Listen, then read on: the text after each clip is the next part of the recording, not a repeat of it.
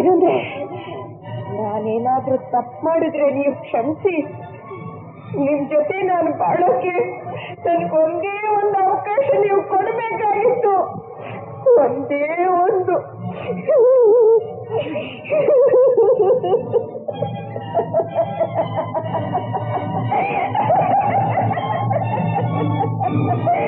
ಮೇಲೆ ಬಿದ್ದು ಸುಳ್ಳೆ ಮೂರ್ಖ ಸಿಗುತ್ತೆ.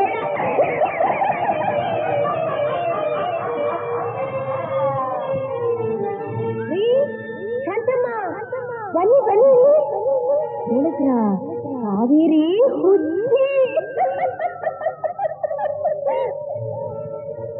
ಆಕೆ ಗಂಡ ಆಫೀಸಲ್ಲಿ ಕೆಲಸ ಮಾಡ್ತಿದ್ಯ ಅವನು ಇಟ್ಕೊಂಡ್ಬಿಟ್ಟಿದ್ದಾನಂತೆ ಕಣ್ರಿ. ಇನ್ನೇನ್ ಮಾಡ್ತಾನೆ ಹೆಂಡತಿ ಹುಚ್ಚಿ.